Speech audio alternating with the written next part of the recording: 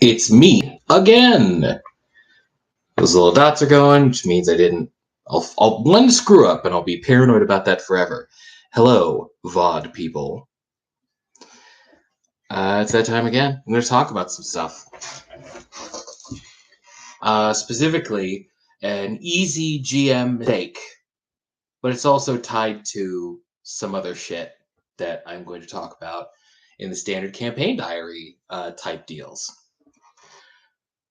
So first of all, in my game shop game with the players who are dealing with the Desert Tomb of Akhmet set, they were in the middle of fighting the entirety of the Tomb Keepers that were remaining that holed up in the big room, in a big room that was ahead, and they were fighting that battle.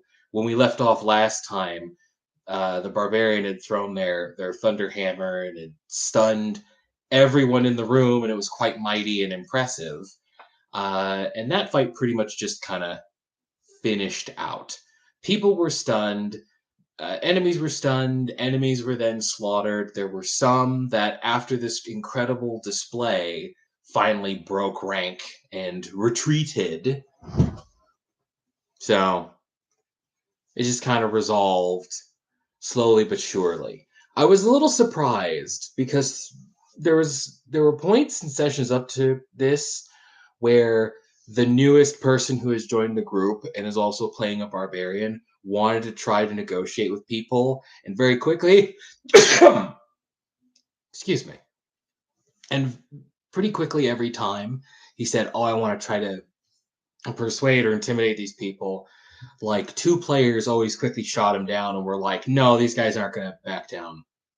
And I felt a little weird each time because, yeah, they basically have shown that they're not going to back down with the interactions so far, but it's always a bummer to see people quickly say, no, that won't work to someone else who has ideas.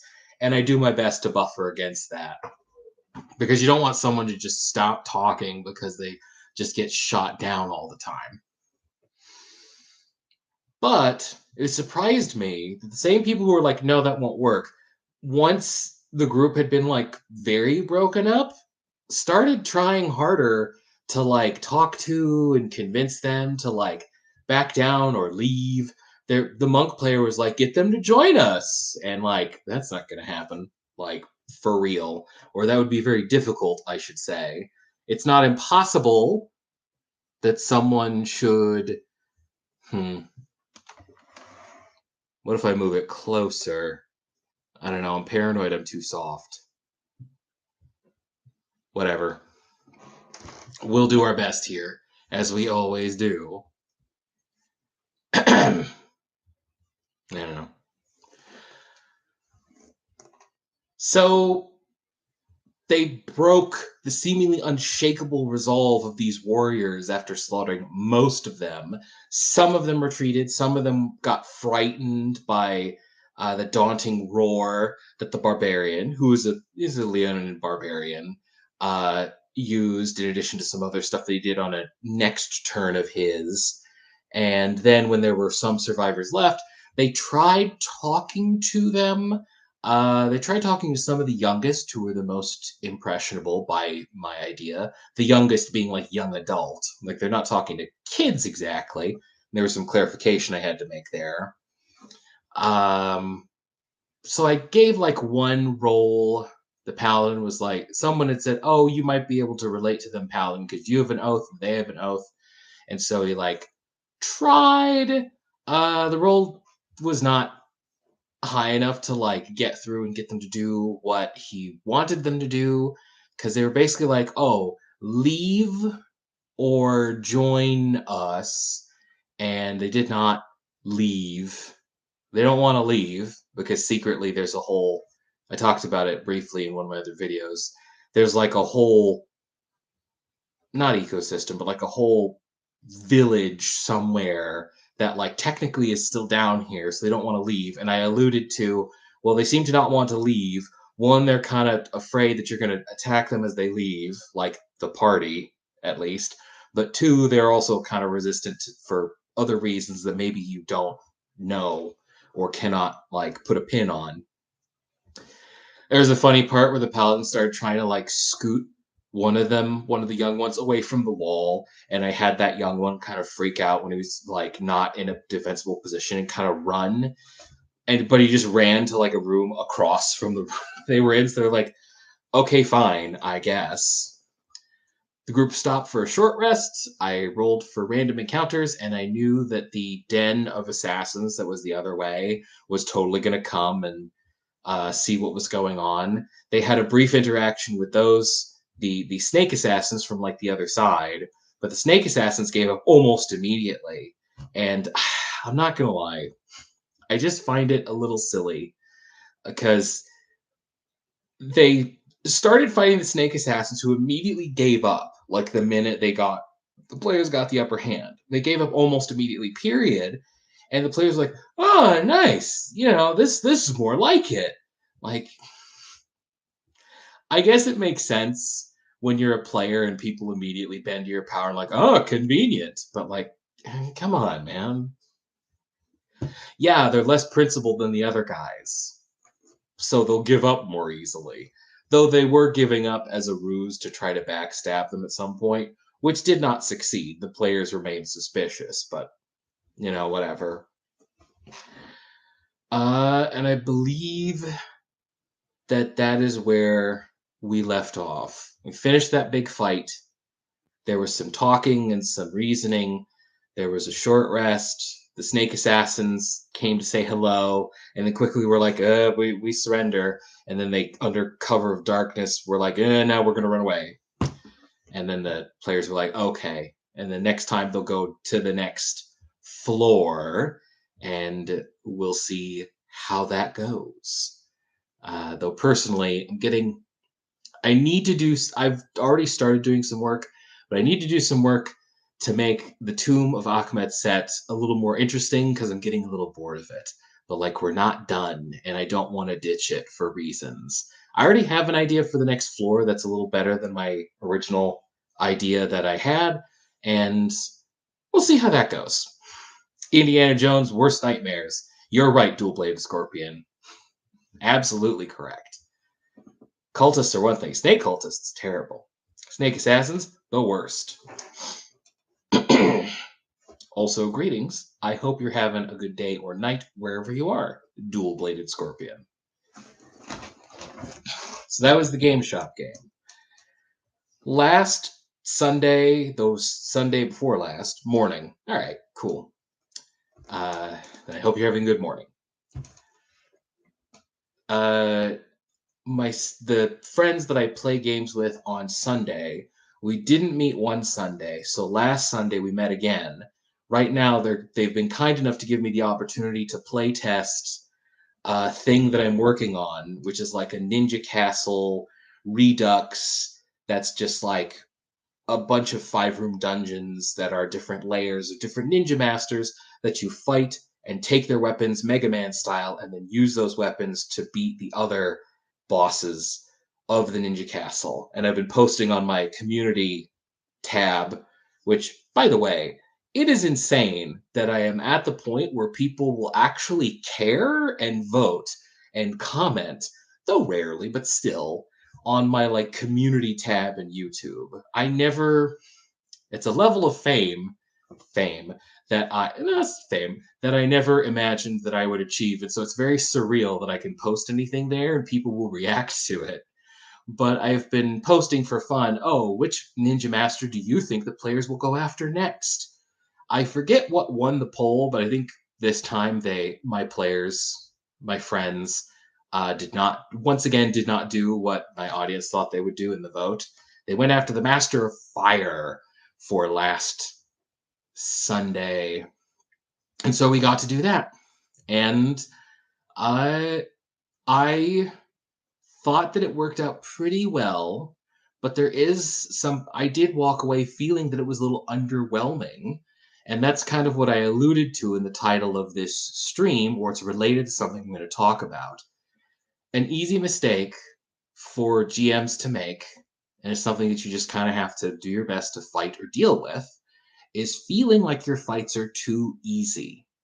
Because sometimes the fights will genuinely be too easy, But I think it's very deceptive, that feeling, because unless you've written down how many hit points all your players have, you have no idea whether or not like they're that hurt or that not hurt, and then what are their resources, things like that. The Master of Fire and their lair that I made had a bunch of ninja who threw firecrackers at you, and the smoke and sparks would blind you for a round, giving you disadvantage on your attacks. And it also had a bunch of explosion traps. But since I'm doing it in Shadow Dark, those explosion traps rolled like a d6 of damage. And this is something where if you have like 14 hit points, that's doing really well. So I don't think it's appropriate for these traps to be super crazy. Um, and when I got to the end, because they went through 5 rooms, because each one of the layers is a 5-room dungeon, they dealt with traps that were explosive. They dealt with ninja who breathed fire at them, and the fire was a dexterity save. And some people got burned, some people didn't. And then in the final fight, there were Ninja and the Master of Fire herself, who is basically a copy of Kukaku Shiba from Bleach, because that's just how I work. And she threw her fireworks, and she had this magic pipe that she would produce a living firework from it, which one player said was cool, so that was great. It's good to get recognition like that. But I walked away from the fight feeling like it was underwhelming. And this is the second time recently where I've walked away feeling like a fight was underwhelming, but like not really. It just seems like unless everybody is nearly dead, Dual Bladed Scorpion asks, so she basically has a blast staff. I'm unfamiliar with the blast staff as a specific item, but I'm going to say yes. The pipe creates like a living firework. I guess spoilers for this thing. But it creates a living firework that goes out and attacks somebody, and then on the start of her next turn, it explodes into a shower of fireworks that potentially blinds everybody. There's like a Constitution save, but it potentially blinds everybody in the room, and also I think damages people as well. Like a big burst. It's a living firework. It's short but impactful. Blah blah. I think it's cool. So I left feeling like the fight was underwhelming, and that's really just because the players aren't like huffing and begging for mercy, saying that they're all at 1 hit point. But that's not really very common. And oftentimes, players will be more hurt than you think they are, because again, you don't know. I also believe that when you're the GM and you're running a session, since you're thinking about a bunch of different things, it takes a bigger impact to stick out to you. If one of your enemies critically hits one of the players for a boatload of damage, you pick up on that because that must hurt. But other exchanges, other bits of damage that like definitely add up, they don't really register, or at least they don't register to me.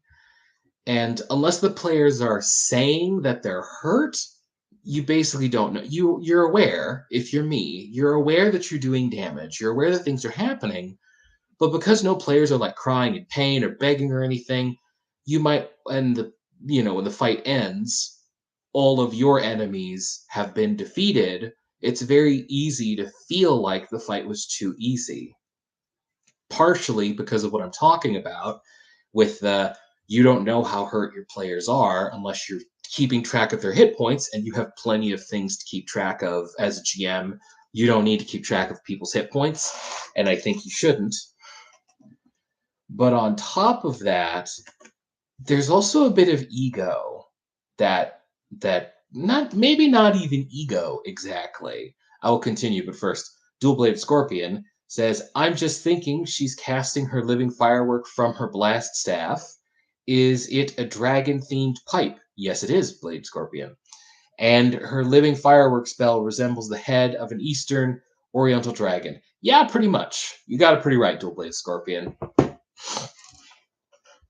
Uh, I think that one, you don't know how hurt your players are, but two, because every fight as a GM, or most every fight, is going to end with all the players still alive and all of your enemies dead, unless some of them ran, it's very easy to feel like you lost. It feels very asymmetrical if you think about it in a very blunt way.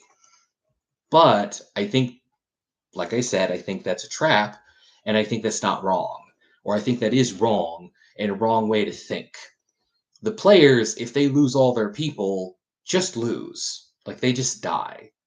Players, depending on the system, have one life. Realistically, like 3-ish. Enemies have one. So it's already not the same field. And as a GM, and I've been telling myself this a lot more, and I tell other people this too, I'd be annoying about it. As a GM, it's also very important for you to remember you're going to have more chances. If you have an encounter that didn't work out, or you have a boss that the players stomp in 2 turns, and you just totally, in 1 turn, and you just totally are very disappointed, you should be disappointed. That is legitimately disappointing, and it is cold comfort, but you would do well to remember you're going to have an infinite number of chances to do better with your enemies and your bosses. You're the GM, you will have infinite chances. The players do not have infinite chances. If they screw up enough that they die, that's it for them.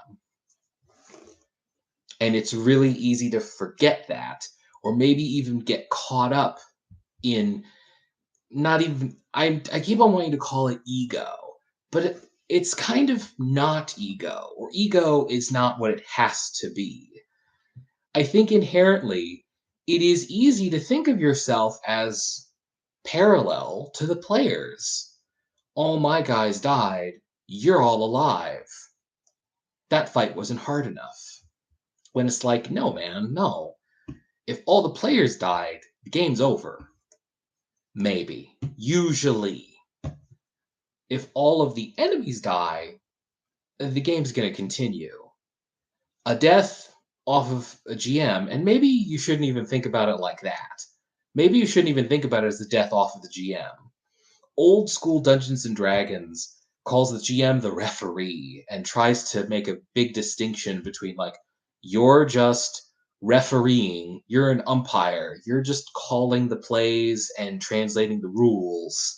You're not playing against your players, though there are some places where they kind of double back on that. But in general, they try to make it clear it's not you versus them, at least as far as running the monsters go. Run the monsters tactfully. Dual Bladed Scorpion says players got lucky, DMs can adapt. Yeah, that's very true. And I'm thinking about it because I walked away from the Master of Firefight going, it doesn't feel like it was hard enough. And trying to basically thinking about all the things that I'm talking about right now. It didn't feel like it was very hard, but at the same time, that same fight featured one player getting hurt enough that the healer that they had was trying to heal them.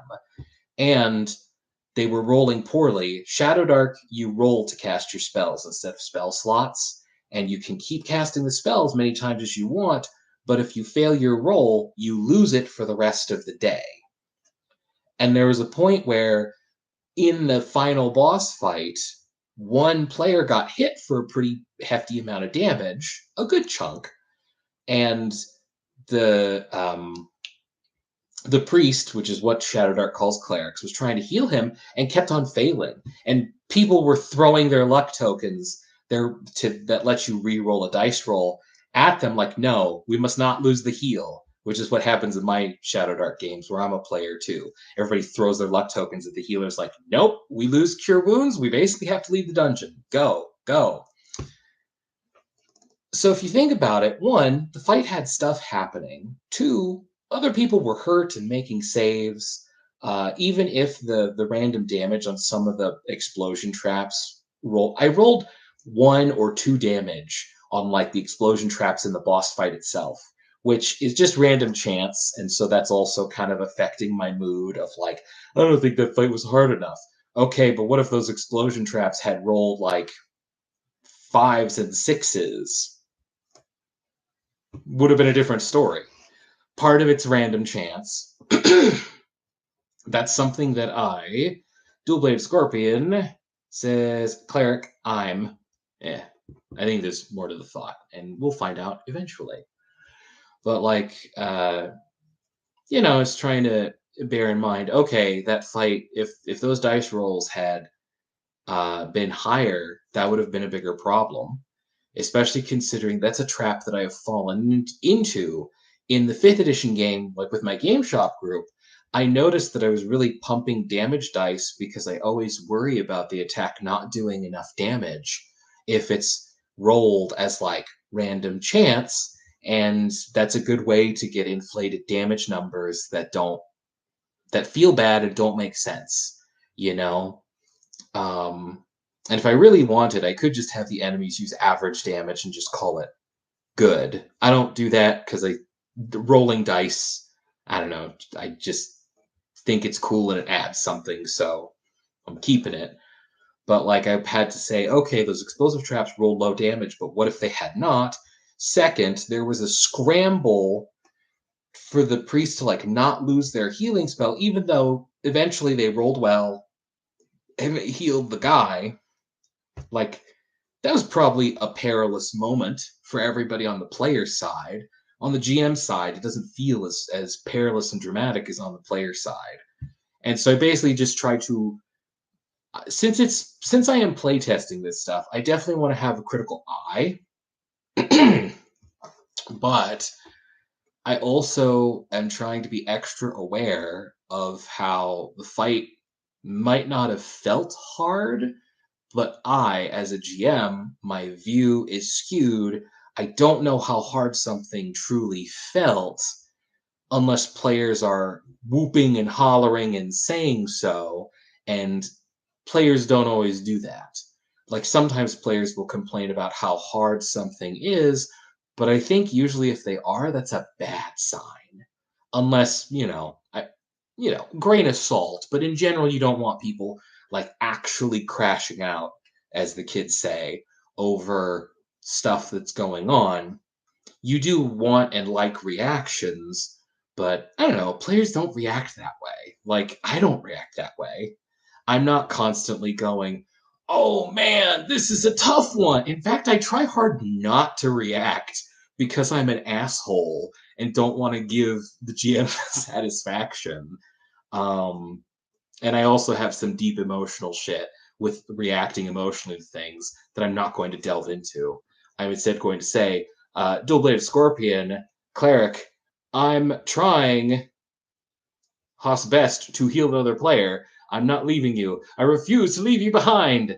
Yes, we have good healer. And the snooter is also with us. Necromancer right behind. Don't worry, I got this. Perhaps. Shadow Dark has a Necromancer class. I don't know if it's on like the character builder we're using, but I know it was one of the like classes that was like a stretch goal for one of the Kickstarters. I don't know how it works though. But literally, that situation could be true. Also, welcome.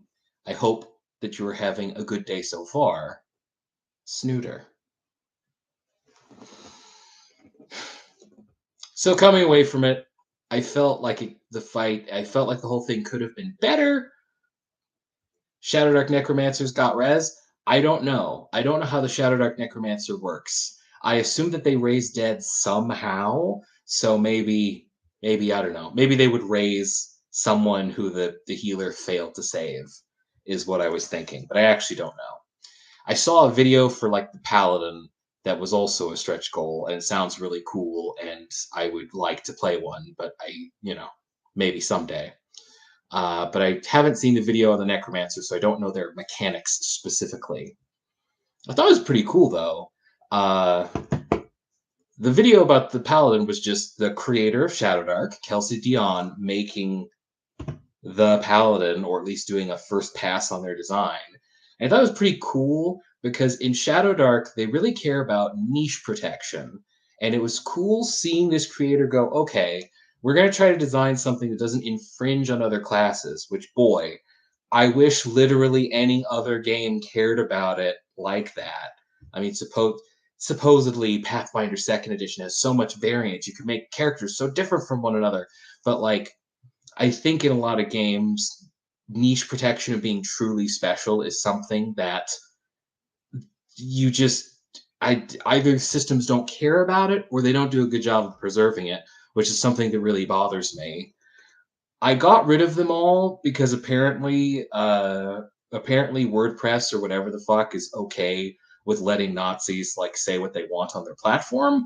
But originally I had a bunch of emotional posts on there that you should not read, and now you can't. And one of them was, imagine being in a role-playing game and actually being special because of what class you're playing. Where I basically just mopily fuck. Those writings were just me going, I'll only write when I am really emotional. And apparently, when you're really emotional, you just turn out a bunch of whiny stuff. It's something that I believe in, but the essay itself was kind of whiny. But basically, I hate to death that you can make a fighter, or actually, no. I'll use a real story, actually. Desnuder says, yeah, you have to really introduce new mechanics to escape the DPS tank healer triangle. I'm not even talking about that. That's fine. Well, it's fine-ish. It's a component of the problem. The thing that I hate most is a real story I'm going to tell you where I was in a 3.5 game, and there was one person, there were two other players than me. It was three players, me and two other people. One player was a druid. One player was a wizard. In 3.5, you get skill points depending on your intelligence, which means if you're a wizard and you're intelligence based, you have skills in so many things, you can't get rid of the skill points. You got to put them in so many things. When something about nature would come up, the GM would let anyone with knowledge nature roll. The wizard would roll, the druid would roll. But because the wizard had more points and he put them into all his stuff, the wizard would roll higher than the druid, and the wizard would know the nature thing instead of the druid. That is the thing that I don't like. That is what I am truly railing against. What you've brought up, Snooter, is something that I really hate. But the component that burns in my soul far worse is thinking you're the thief, you're good at traps and locks, and then some motherfucker comes to you and says, oh, well, I picked up Thieves' Tools proficiency, so I can do it too.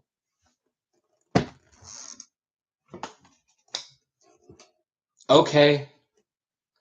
Like the short that I made some weeks ago about how I think the fighter seems boring because what they specialize in, everybody else just kind of gets for free, also rubs up against this.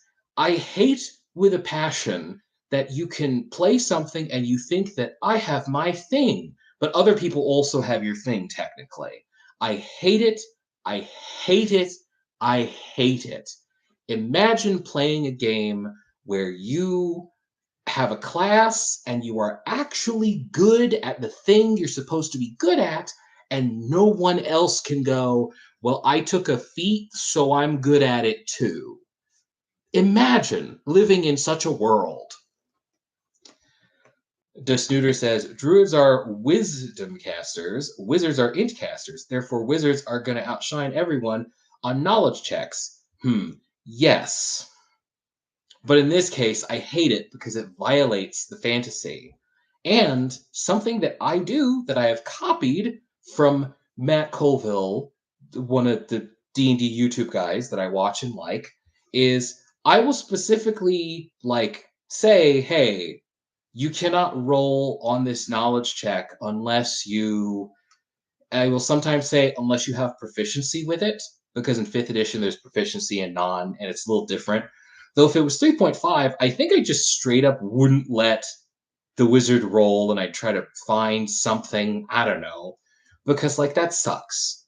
Like just because the wizard is knowledgeable about tons of things doesn't mean the druid person who doesn't have as many skill points as you gets to just share. Like I will forbid people from rolling on stuff if it's outside their logical purview.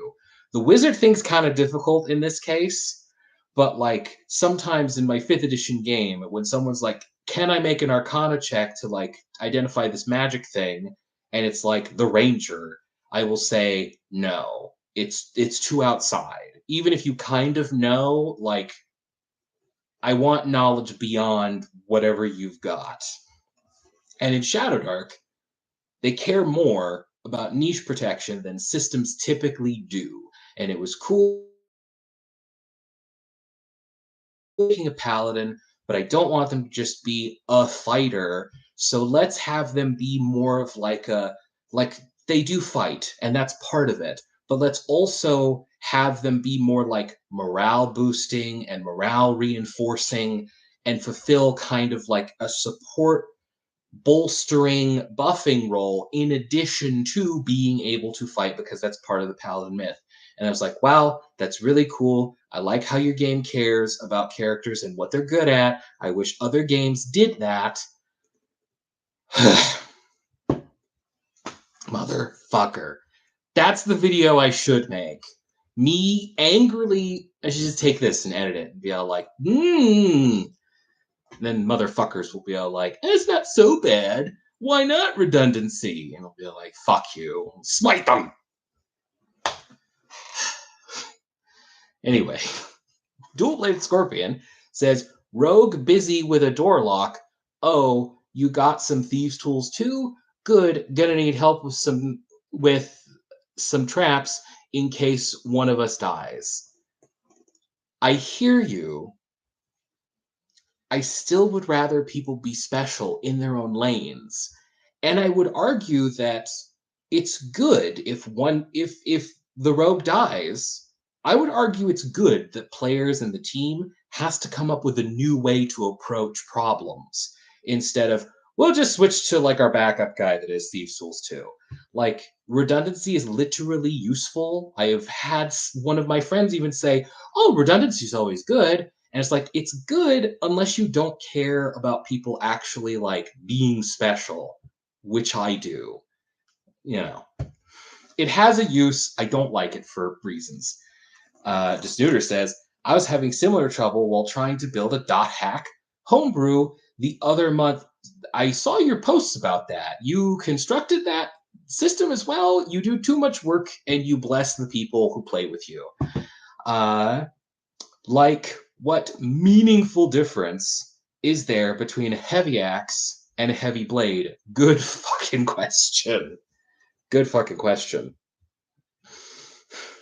I like one more than the other. That's not meaningful, but it's meaningful to me. Dual Bladed Scorpion says, oh, trust me, this was sarcasm on the rogue's end. Oh, okay. My bad. Text. My bad. I apologize. I did not take your meaning truly through the text. My bad. Yeah, fucking, I don't even know. In fact, that's something else that's kind of tricky. Because I think when you my eyes glaze over when you throw a boatload of mechanics at me, which is why while I can get interested in Pathfinder and I am intrigued by it, sometimes I'm kind of like, I don't know. I think you can overdo it with mechanics, but oftentimes people try to create differences through an abundance of mechanics. And it's like, I don't know, man. That's tough, I think. Dual Bladed Scorpion says, it's okay. I'm glad. Desnuder says, I feel like the D&D classes feel less like mechanically distinct experiences and more like roleplay motifs flavor. Honestly, I feel that that is correct, and that's something that bothers me as well. Like, I think that kind of sucks. I want my fantasy to be backed up by more than just me pretending that, if I am a fighter, I don't want to be the best fighter because everybody just says that. But really, if you look at how things work technically, whatever, I would actually like to be that. And that sucks. It sucks. I think that part of this, at least for fifth edition, is you make more money if you let people have an abundance of options. But when you have an abundance of options and can play however you want, then you have people crossing over into other people's territory, which some people think is fine, and I think is not fine. Shadow Dark, it has definitely less options than 5th edition and less customization than 5th edition, and I think that helps to it. Desnuder says, from what I heard, this became glaringly obvious in 4th edition. You know, maybe. I don't actually know. I only played one session of 4th edition, which I hated, though I largely hated it for my own stupid fault. It was so dumb, actually. You didn't ask, but now I'm going to tell you. I did something so stupid. I mean, there's some stuff that pissed me off that was just kind of like a me thing, but I also picked a class called Warlord, and instead of reading what the class did and going, oh, this is actually more of a support class, I don't think I want that. Yeah, basically. I basically did. And honestly, I don't, yeah, story time, but the story time is very short. So I guess I'll add some extra stuff. There's some stuff that I disliked immediately because of my own feelings, and that's just how I work. And then there was the big thing that was super stupid. So first off, I came in and the GM, despite talking about systems and things, it's really important. Feeling is really important for me, and in a way that kind of sucks for people who are not like that. First off, the GM who was running it and was super excited to run it came in and was like, "Oh, there are different roles that you pick, like defender or a controller. So you pick one of those roles, and that's like if you're a wizard, you're a controller." And instead of today, where I would recognize that, like, okay, things have different labels. It kind of bugs me that you're putting me into a box, but I'll just wrinkle my nose and that'll be it. I immediately was like, don't tell me what kind of character I have to make. If I pick a wizard, I should be allowed to make whatever kind of wizard I want. Don't tell me what to do, which was kind of dumb in the first place. Then the GM very enthusiastically, like after we had picked things and we're playing, was like, these are minions. These minions only have one hit point. And instead of saying what I might have said today, which is like, hey, I can comprehend the idea of an enemy that's so weak it's trivial for us to beat them, and their numbers is their whole point. But saying they only have one hit point just makes it too stark for me and kind of harshes my vibe. But instead, I was like, fuck, it's pointless. Why would an enemy do that? I also was immature at this point in time as well, as opposed to now where I'm totally flawless. I'm pretty good. Anyway, but the big stupid thing that I did was looking through the classes. I saw Warlord and I was like, I'm going to be a Warlord. I didn't read what the class did for some godforsaken reason. So when I started playing what was a support type character, the Warlord fights. But the Warlord's big thing is like bolstering people and giving people support and commanding people. I didn't read what it did. So when I started playing and the GM politely tried to tell me, uh, hey, it's kind of like a support thing. I flipped out and was like, what? This is stupid. I didn't want to do. Instead of actually just reading what the fucking class did and going, oh, I don't think I'll play that then. Absolutely embarrassing.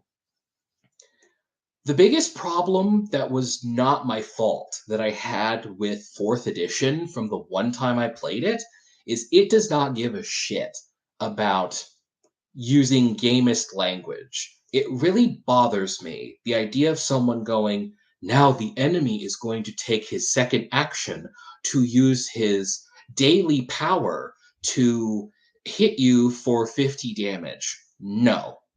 It burns. It burns me like iron on a ferry. I hate it. I want you to tell me the enemy takes a massive swing and they do deal 20 damage. They're then going to gaze to the sky and go, it is time. And then they flux with power and whatever happens. I don't want you to tell me he's using his second attack. He's using his daily ability. I hate that. Fourth edition didn't give a shit about that. It was like, no, it's fine, whatever. And the GM I have doesn't give a shit about that. So they were basically like, what's wrong? Desnooter says, sometimes that concept art just hits harder than the chapter text. Sometimes. I don't think I would have liked 4th edition because it is far more, from what I've heard, it's far more about the tactical experience. And I don't think I would have, I'm not interested in that. Like, not really. And also, it totally doesn't give a shit about calling things powers instead of abilities, or just going 6 squares instead of 30 feet. And that kind of stuff is really important to me, to the point where like it will bother me if we're doing things threadbare. It's very difficult for me to articulate this exactly. I once, way later, tried to tell, I don't know. It's very difficult for me to articulate this, and I once tried to tell that same GM way later about how I just really don't like it when you say, okay, you get a luck point because half the session is passed. Like, it just really bothers me compared to, you live lives of danger that manifest in many ways, everybody gets a luck point. And he basically, I don't know, he just basically looked at me like, I don't get it, it's the same thing, who cares? And I was like, there's an ocean of difference to me specifically between those two things. There might even be an alternate reality where I went hard down, like, if you got to me when I was like 10, I'd probably be the most insufferable story World of Darkness motherfucker ever. But that didn't happen.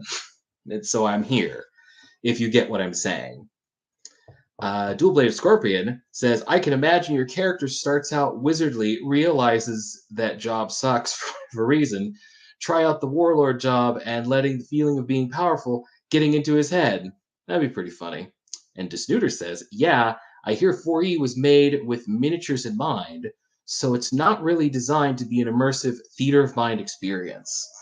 I actually prefer like minis and maps and things, but I do hear you. And yes, actually, from what I've heard, it was made, and like they were going to be making like an online like virtual tabletop for 4th edition alongside it, that just never happened, never coalesced.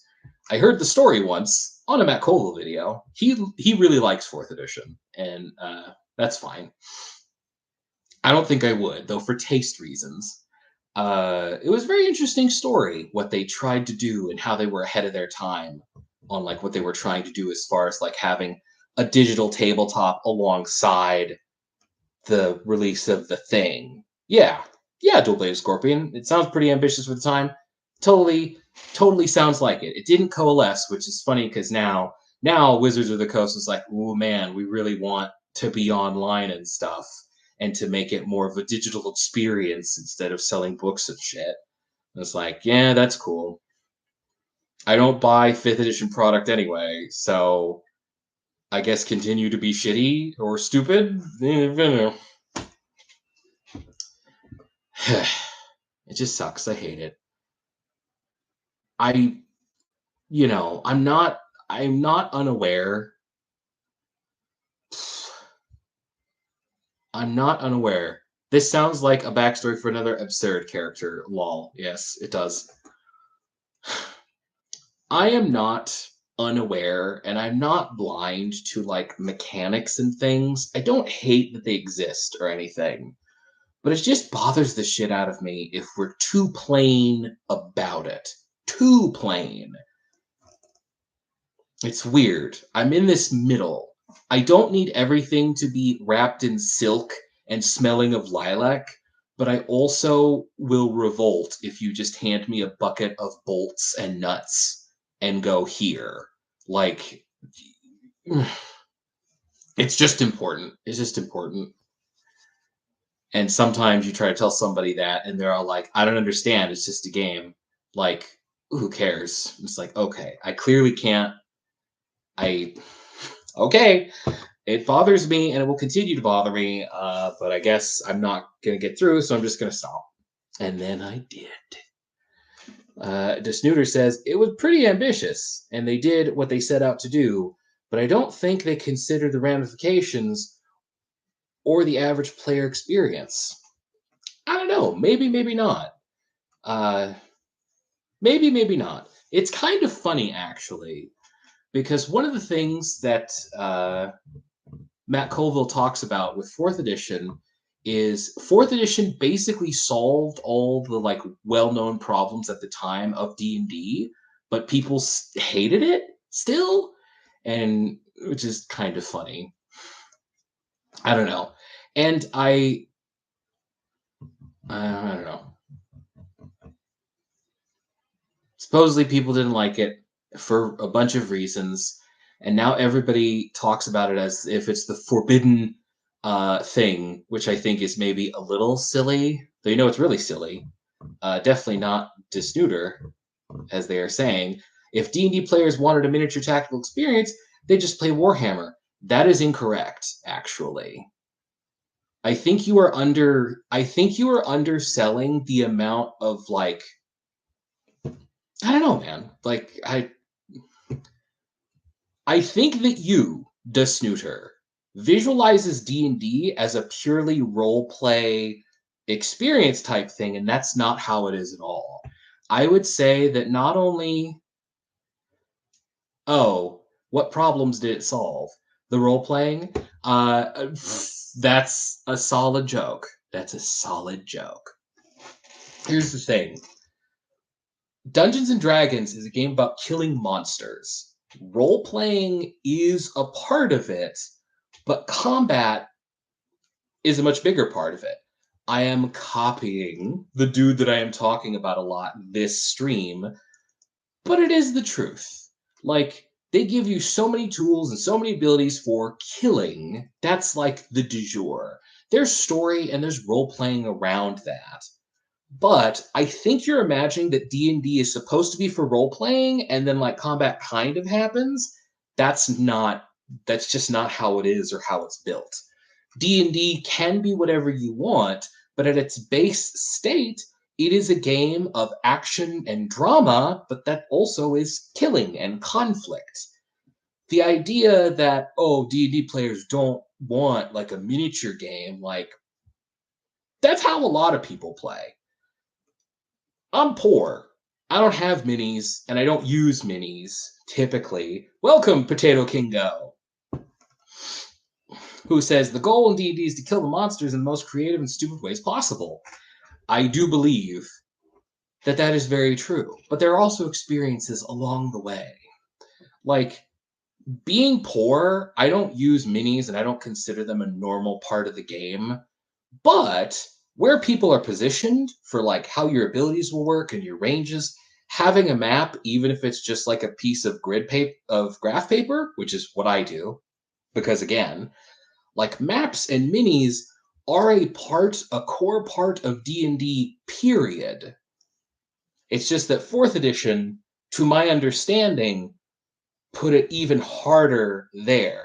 Like tactical combat exists in 5th edition, but it's only so much about do people flank, do people not flank, ranges of abilities. And 4th edition specifically put in a bunch of extra stuff, your movement and stuff. It's my understanding the 4th edition was like, hey, we're going full Final Fantasy Tactics in this bitch. You Are you interested in moving your pieces hardcore? Not just moving them a little bit and having reference, but like, are you down for advanced piece maneuvering? And the answer of some people was yes, and the answer of some people was no.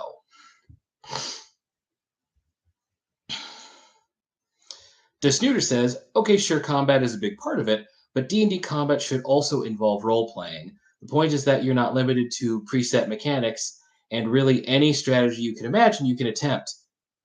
Absolutely. I forget who said it, but one of the progenitors of the D&D hobby has said or took a rule from somewhere about how anything may be attempted, which must be tempered with common sense, but at the heart of it, it's still true. In fact, I think the biggest reason why AI DMs will like never work is because there's just so much you can't rely on the rules 100%. You can't read them and take them at like, okay, this is it. That's a video game. Video games, you can't do anything the video game didn't account for. But role-playing games in general, and D&D specifically, you have a person that can make rulings on the fly and adjust in a way that no machine can until a true artificial intelligence is made, but then that'll be a person that you have to compensate fairly, so all business sectors will just immediately give up on it because that's not what it's about. The greedy motherfuckers. Dual-Bladed Scorpion says, for me, D&D is about storytelling, being part of a grand adventure with friends, foes, and family alike. That's a good view. That's a good view. I can vibe with that.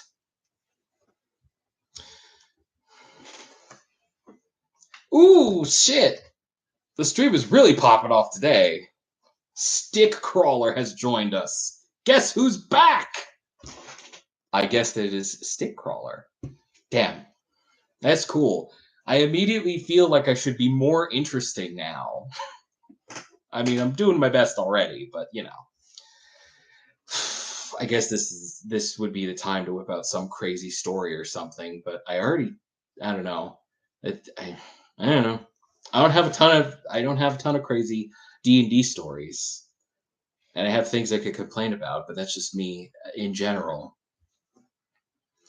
D&D is cool, though honestly there are some things that I care about that 5th edition doesn't care about, and I wish it did, and it's like money and stuff.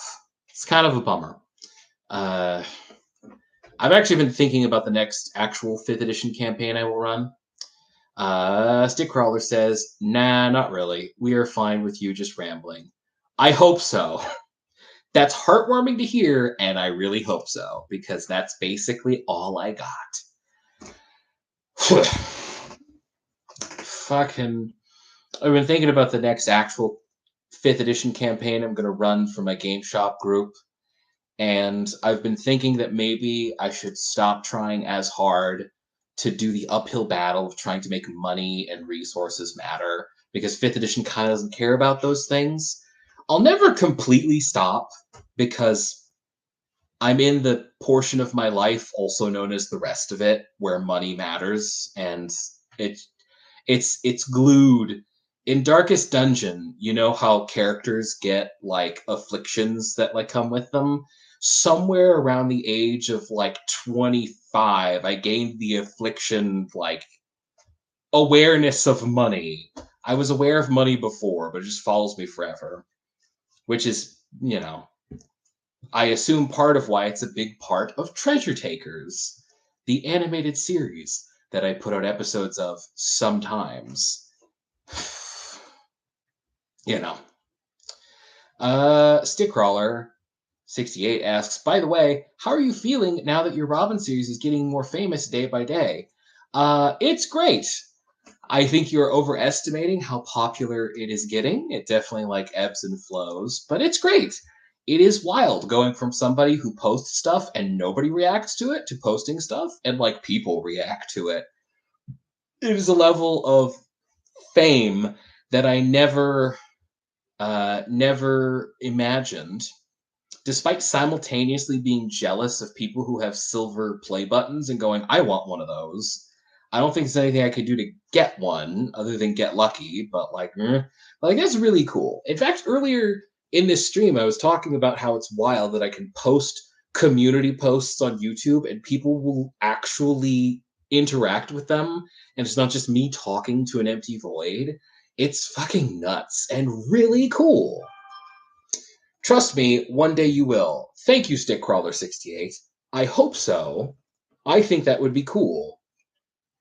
I'd finally have one so I could stop looking at other people's silver play buttons in the background. I'm simultaneously humble and vain in that I'll look at people who have silver play buttons and be like, man, you have one. I bet you have done this for a really long time and have worked at it, but I want one. Give me a silver play button, YouTube. And it's like, nope, you need to matter for that. I'm like, In a similar fashion, I will sometimes see people talking about other people's indie animated series, and I'm like, why isn't that me? And then I will immediately turn to myself and go, do you interact with the community? Are you interacting with the community and are you out there? No. That's probably why they're not talking about you. Do they know you exist? No. That's probably why. You should interact with communities and discords more. And I'm like, that's hard. It's hard doing that. It's easier to just sit at my desk and draw and then occasionally make a stream where I just talk to the camera about things and campaigns that I'm running. It's way easier. It's like, yeah. Getting a silver YouTube button will take a long ass time. Yeah, I bet it will. It's really something, I don't know. I don't think about it a lot, but sometimes I do see one. I'm like, man, I would like one of those. But I'm more focused on things in the meantime. I got the Robin Goblin stuff. I don't know if any of you have seen it, but I put up a community post saying, hey, I've thought before about typing up an actual like PDF version of the Dungeons and Adventures that like the Robin Goblin series uses, at least the ones that are mine, which is 90% of them, by the way. But I was worried that it might ruin some of the mystique if you could read through like all the details of whatever dungeon or whatever. Despite the fact that I want to do this with treasure takers, so I already kind of want to do it anyway, but with something else. And the community post, I had a poll, and most people said no, release the dungeon. So if any of you hadn't seen, at some point, and by at some point I mean once the current Robin Goblin adventure is done, there's going to be a PDF of the wizard tower that we're in with a little bit of with some information. You could be like, oh, cool. Stickcrawler68 says, not gonna lie, your animation is amazing, and don't be discouraged by other animators like Storytime stuff. That is just boring and makes them millions of views, and they don't even do a quarter of the work.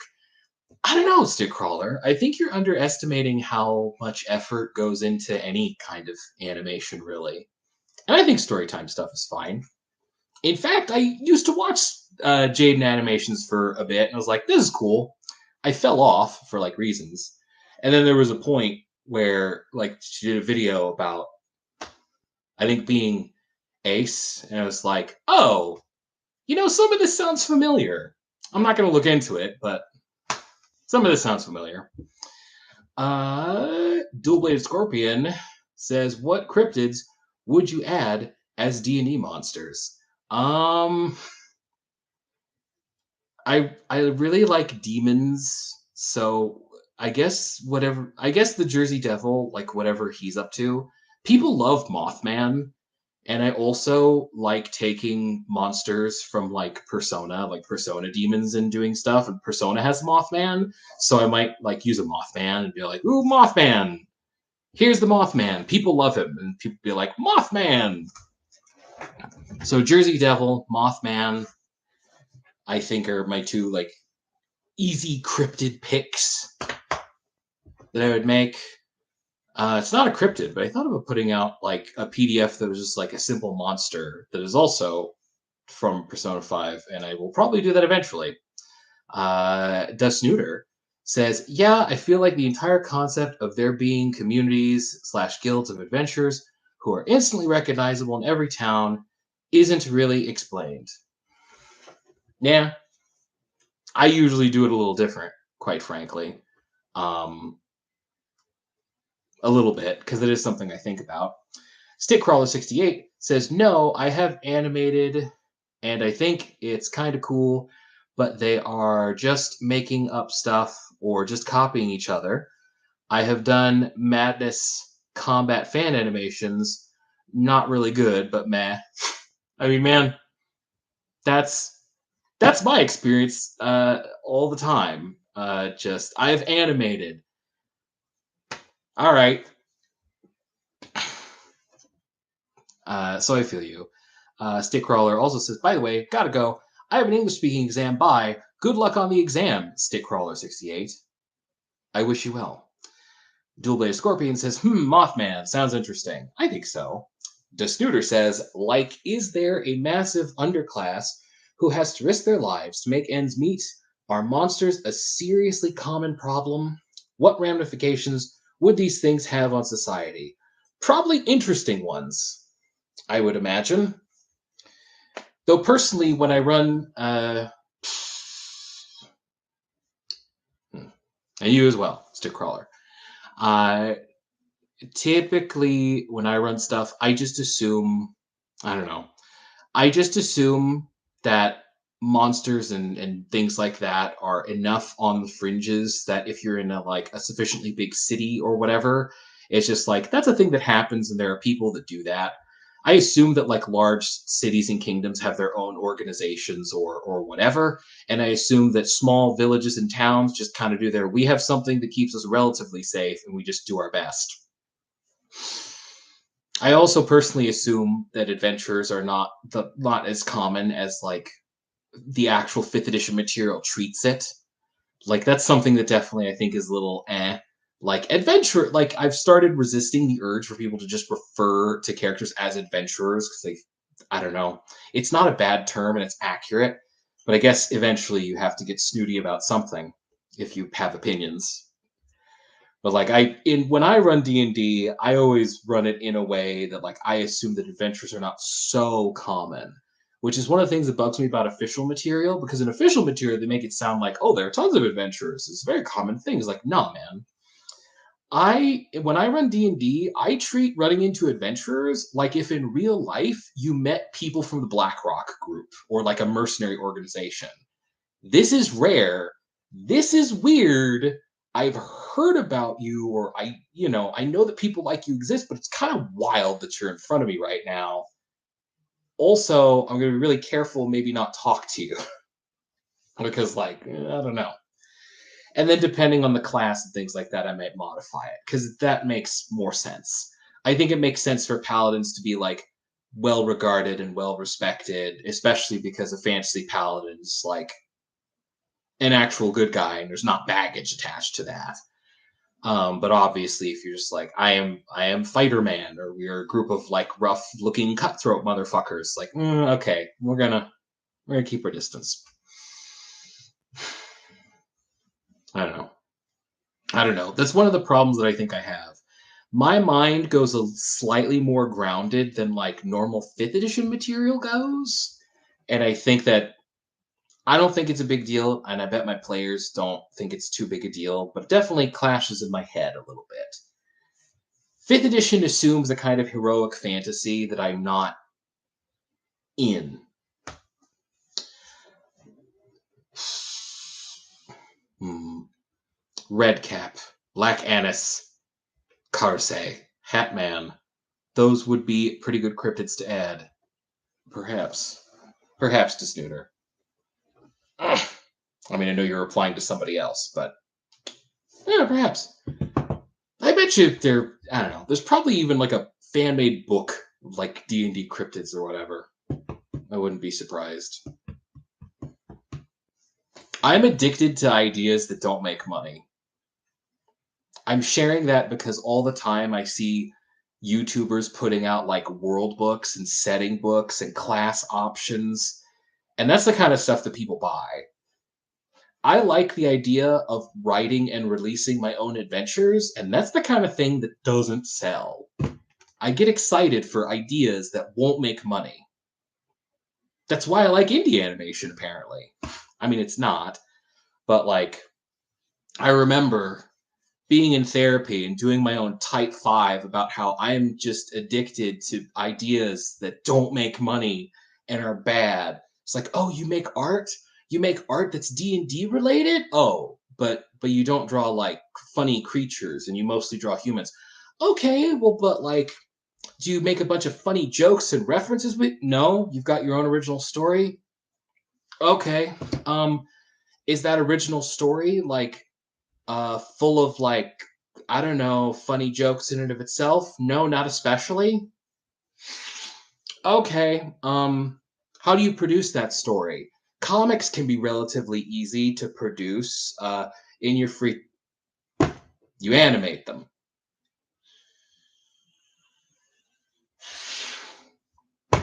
You just hate possibly making any money at all? And I guess the answer is yes.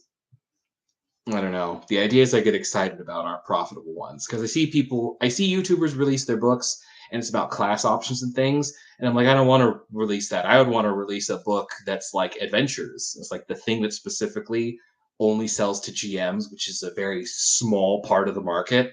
And like, yep, that's how I roll. Dual Bladed Scorpion says, I think D&D already have red caps up in the Feywild somewhere. Dude, I think they actually might. I hate to use this as my deductive reasoning, but I know that there are red cap enemies in Baldur's Gate 3, and those must have come from somewhere. Not to mention, originally when they were making Dungeons and Dragons, they just went through all the myths that they knew and just made separate enemies for all those myths. So if it's a classic myth monster, it probably already exists. Though does it exist well and could you do a different version that would be better? Maybe. Like I heard they just went through and they're like, okay, a specter. It's kind of why sometimes D&D language can be a little silly because a specter and a ghost are different monsters in 5th edition, but they're like the same word. And then sometimes your players may get confused when you have other people speak non-scientifically if you're like me. Like I'll have someone say it was a ghost, like an NPC that doesn't know any better go, it was a ghost. And people will be like, oh, it was a ghost, huh? Then it works like this. And then it's like a wraith or a specter, and they're like, they said it was a ghost. And then I have to be all like, well, they don't know the difference. Serena in this farm town does not know the difference between a specter, a wraith, and a ghost. She's just calling it what she. Though I'm sympathetic to how it can be confusing. Disnuder says, like, can you imagine a society with the technological development of a medieval society plus magic, which still has to deal with creatures out there who are stronger than them? Kind of blows my mind. Yeah, a little bit. I'm sure in that instance, being a rural town is actually really terrifying. Maybe even kind of like, I don't know, if you played the third Witcher game, which I don't know if you have, there's like a small village out somewhere, if I remember correctly, that basically relies on like a making offerings to this trio of hags for protection. And I imagine there are a lot of situations like that probably in that kind of scenario where like we're a rural town. What do we do to help ourselves? Uh, just do our best and leave a carcass for the red eyes in the dark, and then hopefully it all works out. Fingers crossed. Dual Bladed Scorpion says, I can get real creative with D&D chimeras. I don't always have to go to use the common chimera species. That's correct.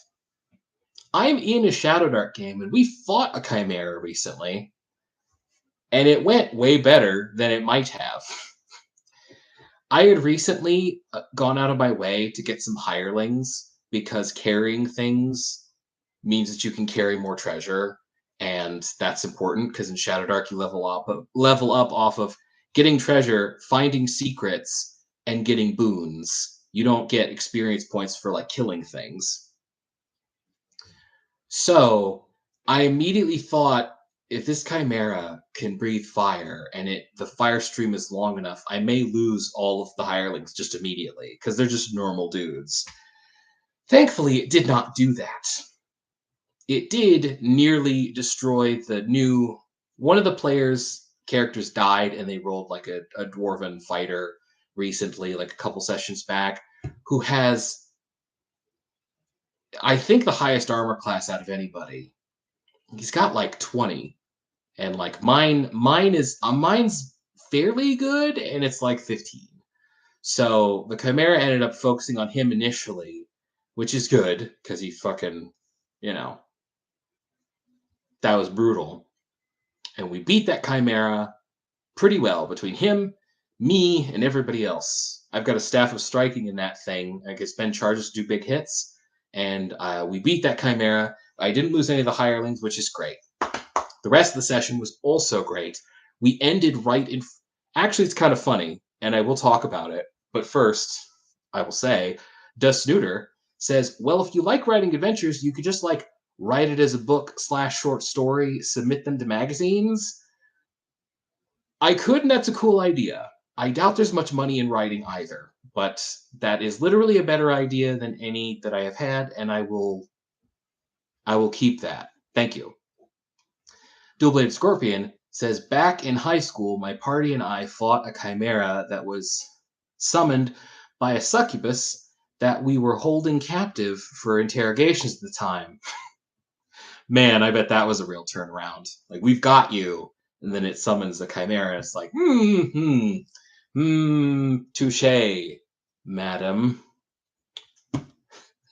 So, last Shadow Dark session went pretty well, but also ended kind of funny because we came down. We're playing through the Temple of Elemental Evil, which has been cool. We went down there. In Shadow Dark, there's a spell called Acid Arrow where you put an acidic arrow. Unlike the D&D version, it just stays and burns over the course of turns as long as the mage focuses on it.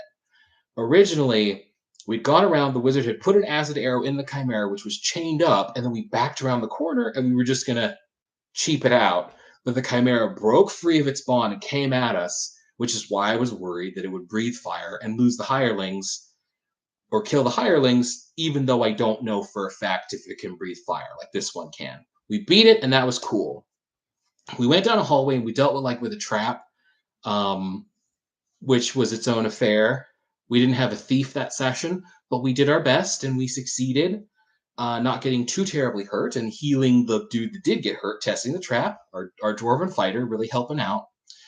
But then we came to this group of like tiger-headed beast men, and we had a bard with us, and the bards in Shadow Dark are actually pretty cool.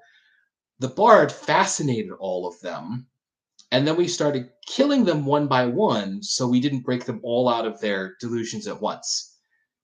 This is very important because in Shadow Dark, it can very easily turn against you if you don't play as well as you can.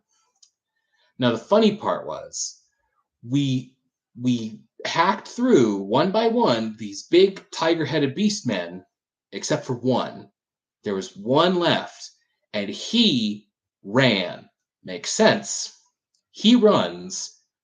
The dwarven fighter runs after him. And I join him because I don't want him to go alone. The remaining tiger man runs, bursts through a door into a different room, and we follow. And inside that door is a plush place and basically the second in command of the Temple of Fire, who basically, this tiger man like bursts in and is like begging for help as we burst in. The second in command guy rises, ready to fight. I hit him super hard through the smoke that he creates. I come in and I immediately brain the tiger man. That second in command fire temple guy produces a bunch of smoke. We manage to hit him through the smoke. He retreats. Dwarven fighter chases after him. I chase after the dwarven fighter. We burst into the room of the actual head of the Temple of Fire. And I thought it was very funny because I just love imagining Tiger Guy like rushing in, dude, I need help. And we bust in, bam! And then that guy's like, I don't think so. And then he retreats and busts in on his boss. It's like, hey, I need some help actually. And then we bust in, bam! So we did a great job damage and strategy wise, but we did end right in front of the second in command and the head of the fire temple just taking. Things are about to get pretty difficult, but also pretty exciting. And I thought it was funny.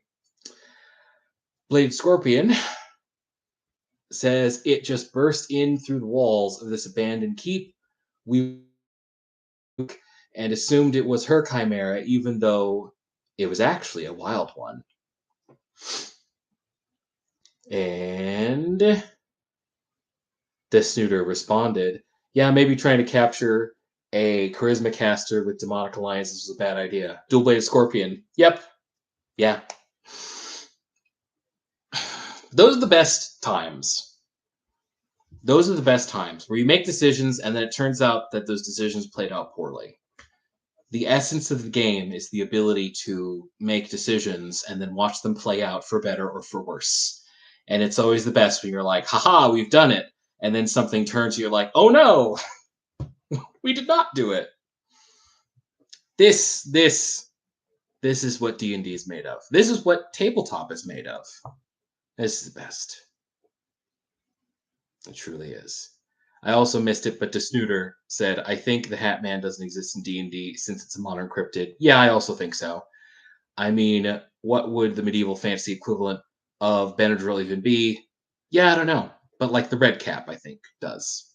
I think the Red Cap does, for sure, exist in D&D. The Hat Man, I don't know. It's the safe space. We can talk about the Hat Man here. We can. So, this has been pretty cool, but I also, in fact, this has been great.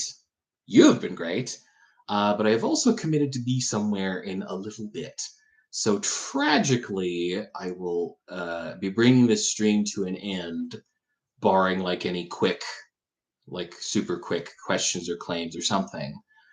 So I hope everybody has a cool rest of the day, and I hope that things continue to go well. New Robin Goblin tomorrow morning.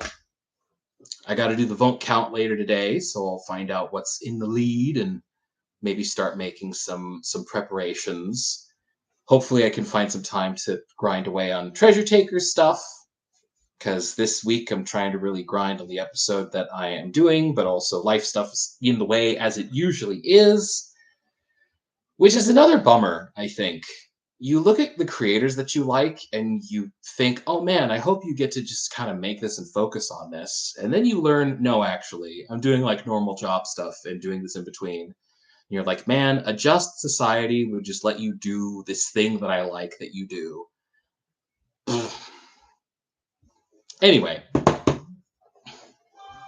I hope it was cool. Hope you have a good day, and I'll catch y'all some other time. Or next Tuesday, should you be around. Have a good one.